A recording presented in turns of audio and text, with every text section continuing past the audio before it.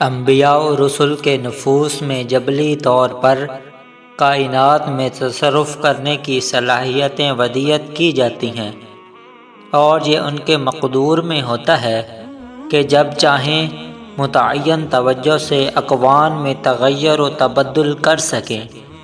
قوموں میں یہ اختلاف کہ ایک گروہ دیہات میں اور صحراؤں میں رہ رہا ہے اور ایک جماعت شہروں میں سکونت پذیر ہے، طریق معاش کے اختلاف پر مبنی ہے۔ حضارت و تمدن کے اموال و تکلفات کا منبع و سرچشمہ دیہات والوں کی تہذیب و تمدن ہی ہے، کیونکہ یہی لوگ انسانی آبادی میں بمنزلہ اصل اور جڑ کے ہیں، اور انہی کی ارتقائی شکل کا نام شہر ہے۔ اہل بدو یا شہر سے دور افتادہ رہنے والوں کی اخلاقی حالت شہر والوں سے نسبتاً بہتر ہوتی ہے، کیونکہ ان کی زندگی فطرت اولیٰ پر مبنی ہوتی ہے اور شر و فساد کے تمدنی اثرات سے ایک طرح سے پاک ہوتی ہے۔ انسان جو کچھ بھی ہے اپنے حالات و مألوفات کا نتیجہ ہے، مزاج اور طبیعت کا نہیں، یعنی جس انداز حیات کا وہ عادی ہوگا وہی اس کی طبیعت اور جبلت بن جائے گی۔ مغلوب قومیں ہمیشہ غالب اقوام کی تقلید کرتی ہیں، کیونکہ نفس انسانی کی یہ کمزوری ہے کہ جن لوگوں کی اطاعت و پیروی پر وہ مجبور ہوتا ہے، ان میں غیر شعوری طور پر ایک طرح کے کمال کو مانتا ہے اور چاہتا ہے کہ وہ کمال اس میں منتقل ہو جائے۔ جب کسی سلطنت کے ساتھ دینی عصبیت مل جاتی ہے اور وہ کسی نہ کسی مذہبی خیال کو اپنا لیتی ہے، تو اس کی قوت و شوکت میں قبائلی عصبیت سے کہیں زیادہ استواری آ جاتی ہے۔ کسی بھی ریاست یا سلطنت میں اتنی لچک نہیں ہوتی کہ جس قدر چاہے اسے پھیلائے، بلکہ اس کے پھیلاؤ اور توسیع کی ایک حد ہوتی ہے جس کے آگے اس کے اقتدار حکومت کے دائرے بڑھ نہیں پاتے۔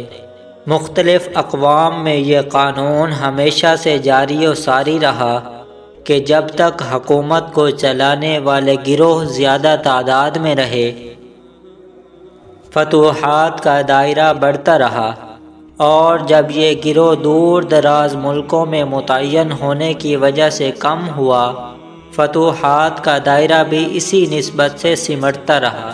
بادشاہ کے اختیارات ایسے ہونے چاہیے کہ اس پر کوئی عصبیت مسلط نہ ہو اور کوئی اور شخصیت اس پر حکمران نہ ہو، تاکہ وہ بغیر کسی خوف کے رعیت کو قابو میں رکھ سکے۔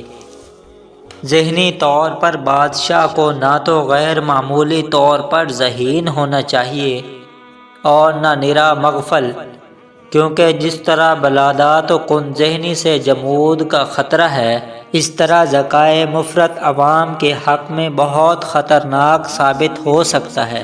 کسی حکومت کی عمرانی زندگی دراصل اس سے تعبیر ہے کہ سعی و کوشش کا بازار گرم رہے۔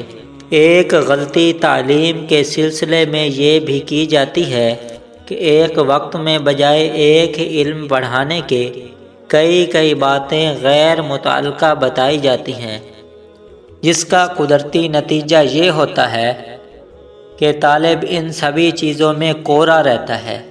یعنی ذہن انسانی کی خصوصیت یہ ہے کہ وہ ایک وقت میں ایک ہی علم کی طرف ملتفت رہ سکتا ہے، دو علموں کی طرف نہیں۔ تاریخ کا یہ فیصلہ ہے کہ جو قومیں بھی قہر و تسلط کے سایہ میں پروان چڑھیں گی اور ظلم و جور سہیں گی، ان میں اخلاقی برائیوں کا پیدا ہو جانا بہت ضروری ہے۔ تحصیل علم میں جو بات سخت مضر ہے وہ کتابوں کی کثرت، اصطلاحات کی رنگا رنگی اور طریق و نظریات کی بو قلمونی ہے۔ ترقی کے لیے بدوی عصبیت اور فضیلت کے ساتھ ساتھ ایک اعلیٰ اور عرفہ مقصد یا مثال کا ہونا ضروری ہے۔ زوال کے بھی 3 اسباب ہوتے ہیں: ضعف اشراف، تشدد افواج، لہو و لعب۔